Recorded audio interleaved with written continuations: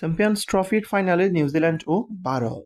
দক্ষিণ আফ্রিকাকে বিদায় করে চ্যাম্পিয়ন্স ট্রফির ফাইনালে উঠে গেল নিউজিল্যান্ড ক্রিকেট দল। রোববার দুবাই আন্তর্জাতিক ক্রিকেট স্টেডিয়ামে ফাইনাল ম্যাচে ভারতের মুখোমুখি হবে নিউজিল্যান্ড। চ্যাম্পিয়ন্স ট্রফির নবম আসরের মধ্যে পঞ্চমবারের মতো ফাইনালে খেলবে ভারত।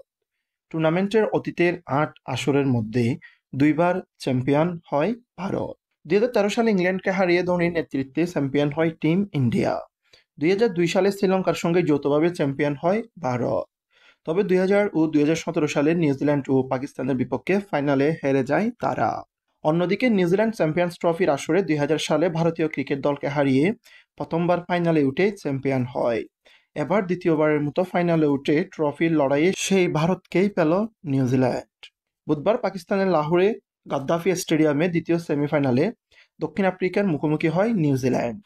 এদিন টস জিতে প্রথমে ব্যাট করে কিউইরা। প্রথমে ব্যাট করে রাসিন রবীন্দ্র ও কেন উইলিয়ামসনের জোড়া সেঞ্চুরি আর ড্যারেল মিচেল ও গ্লেন ফিলিপসের ঝড়ু ব্যাটিংয়ে ৩৬২ রানের রেকর্ড গড়ে নিউজিল্যান্ড। চ্যাম্পিয়ন্স ট্রফিতে এটাই দলীয় সর্বোচ্চ রানের স্কোর। রানের পাহাড় ডিঙ্গাতে নেমে ২ উইকেটে ১৬১ রান করে ভালো পজিশনে ছিল দক্ষিণ আফ্রিকা। এরপর সময়ের ব্যবধানে উইকেট হারিয়ে ম্যাচ থেকে কার্যত ছিটকে যায় তারা। ইনিংসের শেষ দিকে মিলার রীতিমতো ব্যাটিং তাণ্ডব চালিয়ে একের পর এক বাউন্ডারিতে ৬৭ বলে ১০টি ৪ আর ৪টি ছক্কার সাহায্যে সেঞ্চুরি পূর্ণ করেন। তার ব্যাটিং জোরে ব্যবধান কমালেও দলের পরাজয় এড়াতে পারেনি দক্ষিণ আফ্রিকা।